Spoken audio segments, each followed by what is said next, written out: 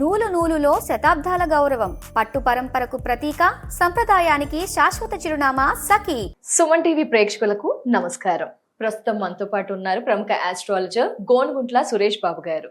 Yes అండి, మనం ప్రతి మాసం కూడా గురువు గారి ద్వారా జాతక ఫలితాలని వింటూ వస్తున్నాం. మరి ద్వాదశ రాశుల వారి రాశి ఫలాలు జూలై మాసంలో ఏ విధంగా ఉండబోతున్నాయి, జూలై మాసం యొక్క ప్రత్యేక పర్వదినాలు ఏంటి, జూలై మాసం యొక్క విశిష్టత, ఈ పూర్తి వివరాలు తెలియజేయడానికి గురుగారు సిద్ధంగా ఉన్నారు. అలాగే చివరిలో మనకి జూలై మాసంలో అధికంగా బాధపడుతున్న వారు ఎవరైనా జాతకరీత్యా ఉంటే కనుక వారికి పరిహారాలని కూడా తెలియజేస్తారండి. తప్పకుండా ఫాలో అవుదాం. మరి గురుగారితో మాట్లాడేద్దాం. గురుగారు నమస్కారం. గురుగారు సంధ్య గారు నమస్కారం అండి.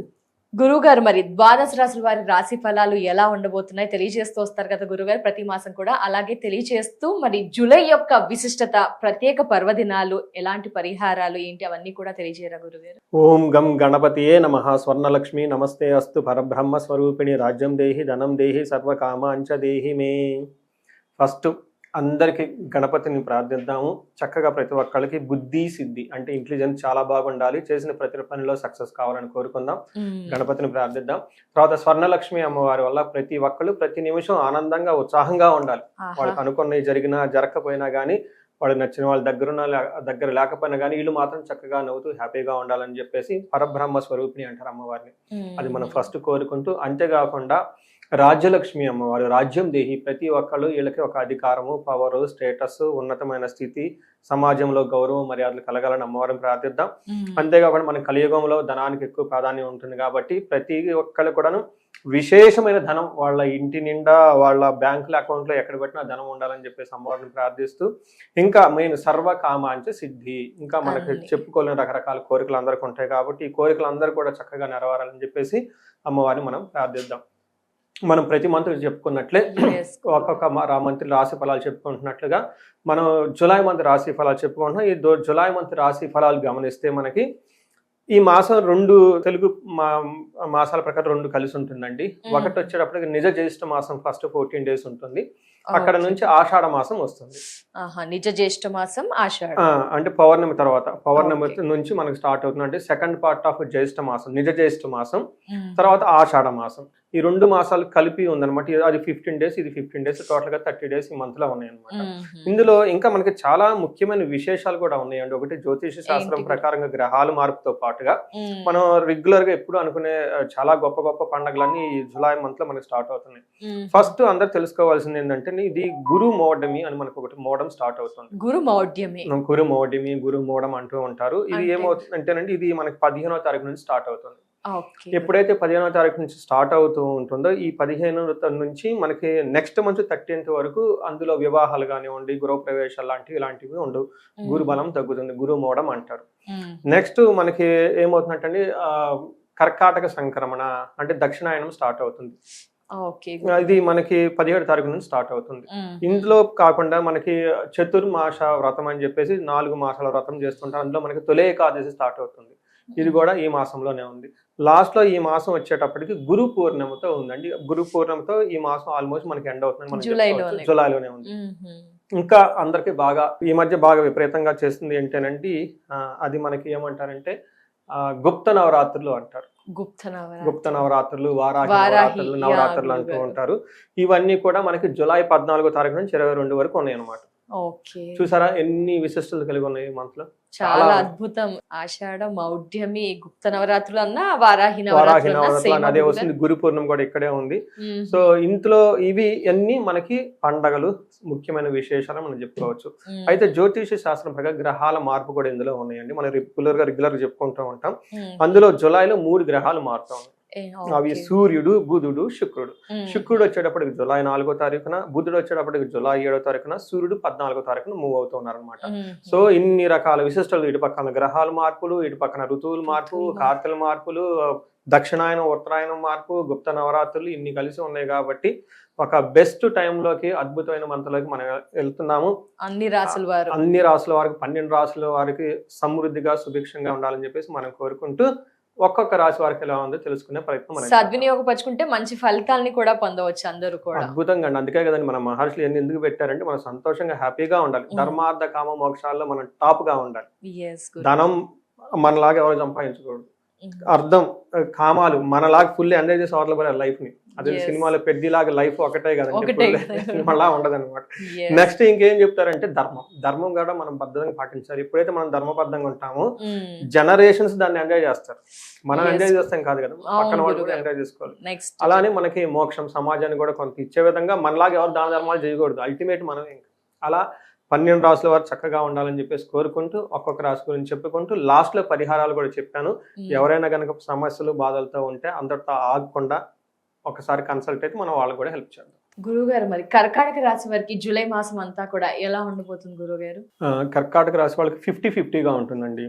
కొన్ని సందర్భాల్లో చాలా ఆపర్చునిటీస్ బాగుంటుంది, చాలా ఎనర్జెటిక్ గా ఉత్సాహంగా ముందుకెళ్ళిపోతూ ఉంటారు. కొన్ని చోట్లకి ఛాలెంజెస్ కూడా ఉన్నాయని మనం చెప్పుకోవచ్చు. బట్ ఏదైనా కానీ ఈ మంత్ వీళ్ళకి ఒక సాదా సీదాగా, ఓకే, పెద్ద అప్స్ అండ్ డౌన్స్ ఎక్కువ ఉన్నా కానీ బట్ ఓవరాల్ గా నార్మల్ గా ముందుకు వెళ్ళిపోతారని మనం చెప్పుకోవచ్చు. నేనేం చెప్తాడు మిక్స్ అని చెప్పుకోవచ్చు, యావరేజ్ అని కూడా అనుకోవచ్చు అన్నమాట. బాగుందని చెప్పలేం, బాగలేమని చెప్పలేం. బట్ ఎక్కడున్నా కానీ వీళ్ళకి చక్కగా దూసుకొని అయితే ముందుకు వెళ్ళిపోతారు ఏదో ఒక విధంగా ఈ మంత్ కర్కాటక రాశి వాళ్ళు కాబట్టి. ఇందులో మనం పునర్వసు 4వ పాదం, పుష్యమి 1, 2, 3, 4 పాదాలు, ఆశ్లేష 1, 2, 3, 4 పాదాలు అంతా ఇందులో ఉంటారు. పేరు బలం బట్టి చూసుకుంటే వీళ్ళకి హీ, హూ, హే, హో, డా, డీ, డూ, డే, డో అన్న లెటర్స్ అంతా కర్కాటక రాశిలో ఉంటారు. మనం ఇందులో ఉన్న గ్రహాలు మార్పు వల్ల, 4 గ్రహాల మార్పు వల్ల మనకి ఏం చెప్తారంటే సంస్కృతంలో లఘు గోచారం, సూక్ష్మ గోచారం అని ఒక పద్ధతి ఉంటుంది అనమాట. దీని ద్వారా సింపుల్ వర్డ్స్ లో టోటల్ మంత్ ఎలా ఉందో మనం తెలుసుకోవచ్చు. 3 గ్రహాలు మారటం వల్ల 4 గ్రహాలు మనం కన్సిడరేషన్ చేసుకుంటే వీళ్ళకి ఎలా ఉంటుందంటే స్థాననాశనం, భూలాభం, పరాభవం, విత్తసిద్ధి అంటే అటు ఇటుగా ఉంటుంది. ఫస్ట్ ఏంటంటే స్థాననాశనం, ఉన్న పదవులు కోల్పోవటం, ఉద్యోగాలు, అందులో అప్స్ అండ్ డౌన్స్ అంతా ఉంటుంది. ఇంకో పక్కన భూలాభం ఏదైనా రియల్ ఎస్టేట్ వాళ్ళు ఉన్నా కానివ్వండి, అగ్రికల్చరల్ కానివ్వండి, ల్యాండ్స్ అమ్మాలి, కొనుక్కోవాలి, అలా రియల్ ఎస్టేట్ రిలేటెడ్ ఏది ఉన్నా కానీ వాళ్ళకి బాగుంటుందని తెలుసుకోవచ్చు. ఇంకో పక్కన అవమానాలు వీళ్ళని చేయాలి, వీళ్ళని ఇన్సల్ట్ చేయాలి అని కాసుకొని కూర్చొని ఉండే జనాలు ఉంటారు వీళ్ళ చుట్టూ. ఓ పక్క అనుకున్న పనులు జరిగే విధంగా కూడా ఉంది. అందుకని అప్స్ అండ్ డౌన్స్ గా ఉంటుంది కాబట్టి, ఛాలెంజింగ్ గా ఉంటుంది కాబట్టి కొంచెం జాగ్రత్తగా ఉండాలి. మెయిన్ సూర్యుడు వీళ్ళకి ఇబ్బంది పెట్టే పరిస్థితిలో ఉన్నారండి. గ్రహరాజు ఫస్ట్ హౌస్ లోకి ఎప్పుడైతే వస్తూ ఉంటారో వీళ్ళకి జాబులో ప్రాబ్లం ఉంటుందని చెప్తూ ఉంటారు అనమాట. సో కొంతమందికి వాళ్ళ ఇండివిజువల్ జాతకం కూడా చూపించుకోవడం చాలా ఇంపార్టెంట్. ఇండివిజువల్ జాతకంలో బాగుంటే జాబ్ లో కొంచెం స్ట్రెస్ ఉంటుంది కానీ ప్రాబ్లం ఉండదు. ఇన్ కేసు ఇండివిజువల్ జాతకంలో ఇంకేదైనా బాగలేకపోతే ఇదికి అగ్నికి ఆజ్యం పోసినట్లు ప్రాబ్లం అయిపోతుంది. ఈగో క్లాషెస్ వచ్చేస్తే వీళ్ళే రిజైన్ చేసి వచ్చేస్తారు, అంటే తొందరపడిపోతారు. కానీ కొంచెం సెన్స్ చేసుకొని బాగలేదు అనుకున్నప్పుడు ఇమ్మీడియట్ గా జాతకం ఒకసారి చూపించుకోవడం చాలా అవసరం. ఎందుకంటే ఈ టైంలో జాబులు పోగొట్టుకునే దానికంటే ఉన్నదాన్ని ఏదో ఒక విధంగా కాపాడుకోవడం చాలా చాలా ఇంపార్టెంట్. నెట్టుకుంటూ వెళ్తే తర్వాత మంచి సేఫ్ జోన్ లోకి వెళ్ళిపోతాయి. అవును, అందుకని ఏదైనా బాసులకి వీళ్ళకి మధ్య ప్రాబ్లమ్స్ ఉన్నా, ఇంకెక్కడన్నా అన్సర్టనిటీ అనిపించినా ముందు చేసేసుకుంటే, ఒక పూజ పురస్కారం ఏదో చేసేసుకుంటే, కొంచెం పరిహారాలు చేసుకుంటే చక్కగా ఉంటారు అనమాట. అట్లీస్ట్ ముందు తెలుసుకోవాలి వీళ్ళు మైండ్ లో ఎలా ఉంటుంది. ఆవేశపడే ఆలోచనలు కూడా తీసుకోవాలి ఇలాంటి ఏంటి తెలుసుకుంటే. అవునండి.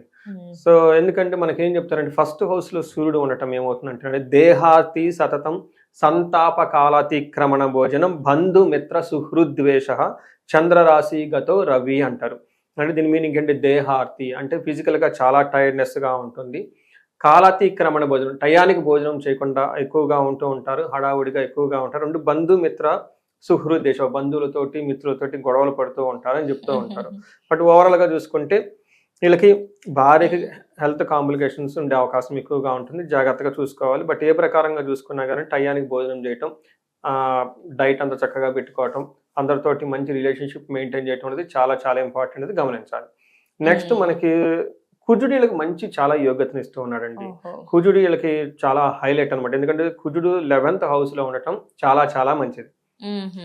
ఏమవుతుందంటే 11వ స్థానంలో కుజుడు ఉంటే ఆరోగ్యం, అర్ధలాభం, సంతోషం, వస్త్రలాభకృత్, యత్న కార్యానుకూలత్వం, ధైర్యం, ఏకాదశి కతే కుజే అంటారు. అంటే 11వ స్థానంలో కుజుడు ఉండటం వల్ల ఏమవుతుందంట ఆరోగ్యం, అర్ధలాభం అంటే ఆరోగ్యంగా బాగుంటారు, ధన ప్రవాహం బాగుంటుంది, సంతోషం, వస్త్రలాభకృత్, ఇంటికి గిఫ్ట్లు కానీ ఇలావన్నీ వచ్చే అవకాశం ఎక్కువ ఉంటుంది.